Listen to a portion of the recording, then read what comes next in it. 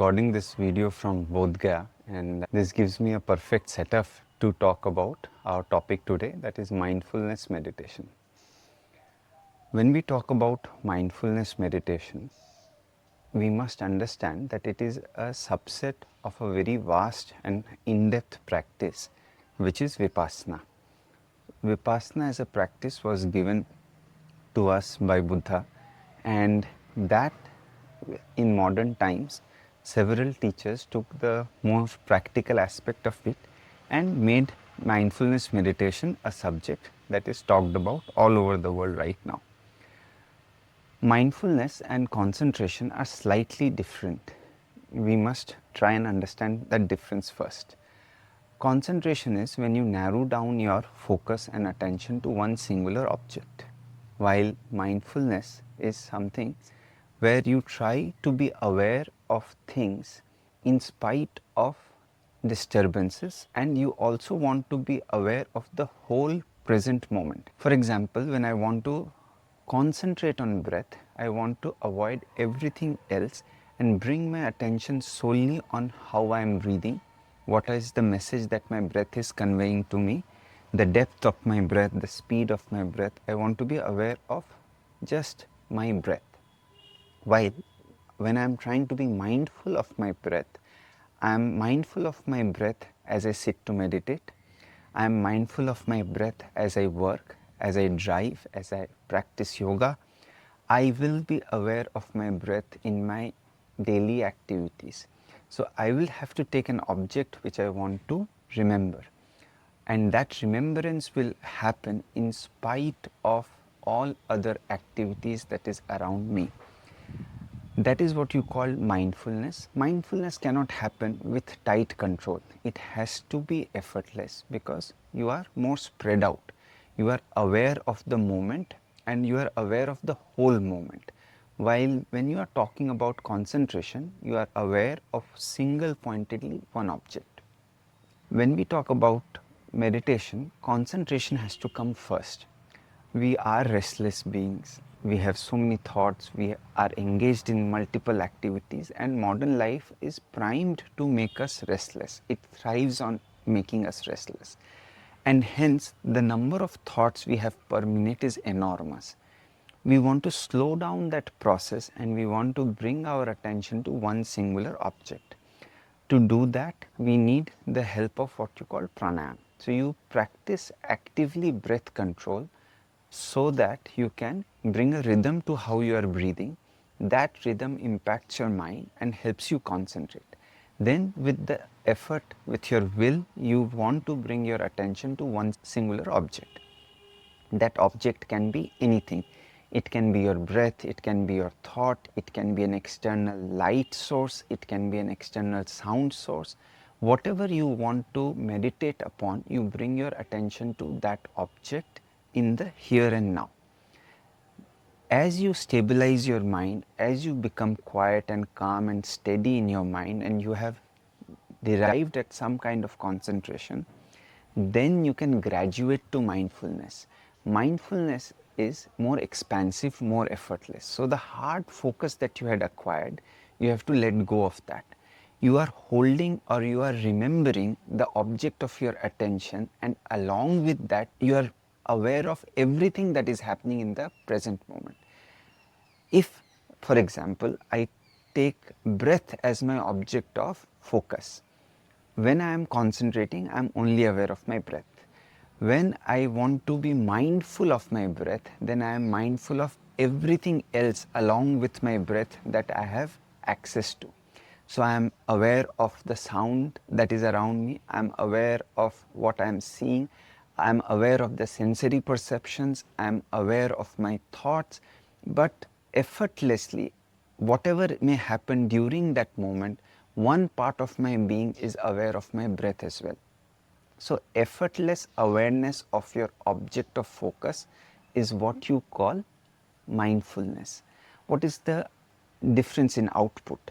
When you want to solve a problem, when you want to bring about a level of intensity in your understanding of a subject, you want to rely on hard focus or concentration. When you want clarity, when you want intuitive knowledge, when you want to progress towards wisdom, you want to be mindful of the moment. So you have hard focus or concentration, you have mindfulness, and then a combined effect of this is wisdom, where you are simply aware of the situation, that awareness you acquire through mindfulness practices, and then comes the information that you gather because of that effortless awareness. So if you are listening to someone, you can go beyond their words and you can understand what they are trying to tell you. If you're listening to your own thoughts, if you're being mindful of your own thoughts, you can understand your own motivations. You can go deep into your thoughts and try to understand why and what motivates you to think like that. So there is a lot of wisdom, intuitive wisdom to be acquired, and as you progress on the path of mindfulness, true wisdom comes. True wisdom is knowledge and awareness of the inherent structure of this universe. That everything is impermanent, we understand and we live through that principle. That everything is going to disappear, whether it is my mood, whether it is my breath, whether it is the scenery, whether it is my wealth, whether it is my health, whether it is my family, friends, anything that I like, which I want to hold on to, will go away, will change. Similarly, things that I don't like, I cannot avoid them forever. They will happen, they will pass through. So impermanence is one of the realizations that I move towards as I become more and more aware of myself, my surroundings, and I am more mindful of my existence. The next layer of understanding will be that because there is impermanence, there will be discomfort, there will be unease, there will be some level of dissatisfaction. So my heart's desire may not come about always, and because of that change, there will be some kind of dissatisfaction that is born. So impermanence and then followed by suffering or dissatisfaction is intertwined in the structure of this universe. That's a knowledge that you gain as you go deeper into mindfulness. So hard focus, which is more mechanical, more effort oriented. Then you have mindfulness, which is more awareness oriented, which is more effortless. Combined impact of these is true wisdom. First, there is knowledge about yourself, then there is deep understanding of the universe around you. So this is the layered approach that leads to true knowledge, true wisdom as we sit to meditate, as we exercise mindfulness both in meditation and in daily life. Practicing mindfulness in meditation and practicing mindfulness in daily life, these are slightly different things. Like we build strength and flexibility in a yoga class and utilize that strength and flexibility in real life. Similarly, when I am practicing mindfulness and mindfulness technique in meditation, I am building that capacity to focus, to be mindful of the present moment in a controlled environment. So that's my area of mental exercise where I'm learning how to be mindful. When I take this mindfulness practice into daily life, then I am utilizing or I am building upon the effort that I have taken during meditation. So mindfulness meditation is like a training ground for your mind, while exercising mindfulness is you checking your capacity to be mindful with whatever training you have acquired. Mindfulness meditation along with mindfulness in life, both are required. We have a tendency to divide our life in worldly matters and spiritual matters, work and life. So we have a tendency to divide our life in silos, but life as a whole is a continuous experience. So mindfulness gives us an opportunity to live a life which is entirely spiritual, where I am aware of my bodily movements, sensory perceptions, I am aware of my values. I am also aware whether my values and my actions, they match up or not. That's a deeper layer of awareness. So I may value compassion, I may value integrity, I may value being on time. So these may be the three things that I value, but do my actions show I am compassionate or I look the other way? Am I trying to be true to my values that I say are important to me, then comes the fact that as you progress, you become more and more aware of your whole being, you are more aware of your thoughts, you are continuously living in a state of quiet awareness. That does not mean you will not get angry. That does not mean you will not get jealous. That does not mean you will not waste your time and get distracted. It simply means that if you are quiet, you know you are quiet. If you are angry, you know you are angry. If you are experiencing any emotional spike, you are conscious that you are experiencing an emotional spike.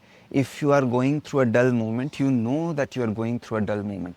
So awareness is what you develop through mindfulness, and that makes your whole life experience a continuous experience of being simply aware.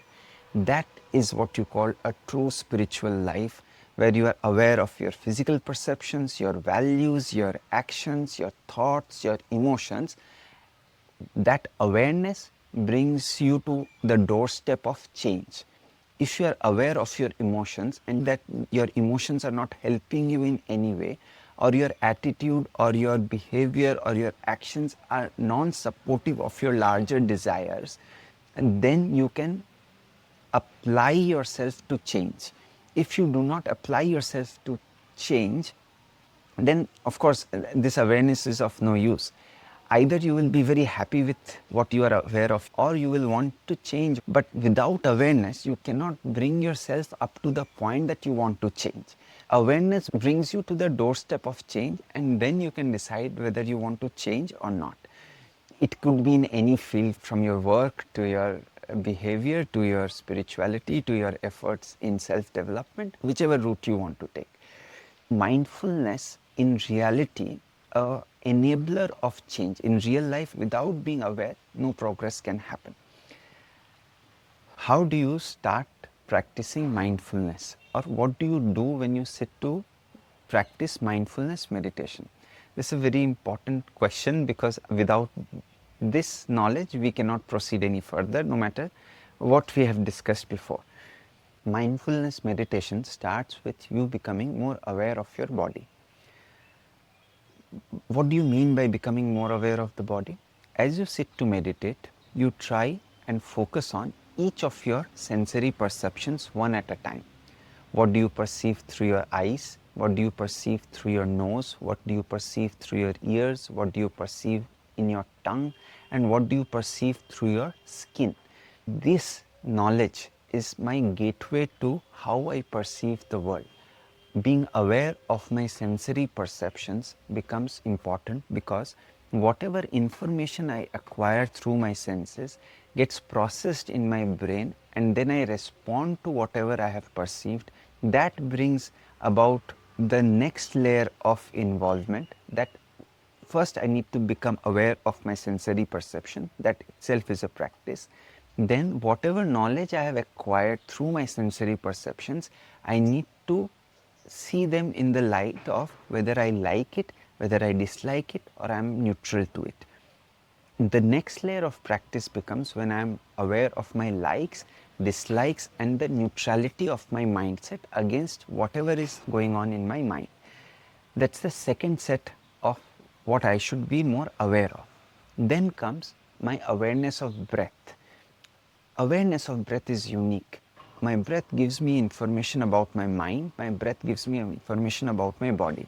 If I'm happy, if I'm peaceful, if I'm with my friends, I breathe differently. If I'm productive, if I'm focused, if I'm concentrating on solving a problem, I breathe differently. If I'm anxious, I'm surprised, if I'm nervous, I will breathe differently. So whatever is running in my mind will show up in my breath. Similarly, if I'm running, my breath will be obviously different. If I have a toothache, I'll be breathing differently. If I have had a heavy meal, I'll be breathing differently. If I have fever, I'll breathe differently. My physical comfort, my physical state, my physical discomfort gets represented in my breath as well. First is the mechanical awareness of the breath. that will lead you to understanding what information can you acquire about your body and about your mind through your breath. Then comes mindfulness of thoughts, where you allow your thoughts to come and go without judgment, without coloring your thoughts. You want to just observe your thoughts. So you could have the noblest of thoughts or you could have the worst of thoughts, but you will not judge them, you will not want to push them, or you don't want to create stories around them. You have to have the mental patience and understanding and discipline to observe one thought, let it go, and then let another thought arise. Thoughts and your breath mimic each other. Before you actually master observing your thoughts, you must spend considerable time observing your breath. Learning to observe your breath without controlling its speed or depth is actually you practicing how in future you will observe your thought without controlling its direction or without adding a layer of judgment to it. And finally, you could also be aware of the larger concepts that has created this universe. So you can be aware of impermanence, you can be aware of the suffering that us as human beings and entirety of universe, how it experiences difficulty, suffering, dissatisfaction. That you slowly start becoming aware of what is called being aware of the Dharma, rules that are intrinsic in the design of this universe. So you are aware of your body, sensory perceptions, you are aware of your breath, you are aware of your likes and dislikes, you are aware of your thoughts, and you are aware of your dharma. This is the layered approach that we need to take towards mindfulness when we get into and sit down to mindfulness meditation practice. So thank you everyone for joining me in this video. I hope this will bring about some clarity to the practice, and see you in the next video. We will build upon our idea of mindfulness and how do we practice mindfulness in meditation and how do we practice mindfulness in the world. We really want to have one singular experience of life, spiritual experience of life, where I'm living my life with effortlessness and I'm at the same time aware and at the same time very conscious of how I am living it. This is paradoxical actually, that you want to be conscious and you still want to be effortless. We will see how mindfulness will help us do that. Thank you everyone for your time and joining me in this video.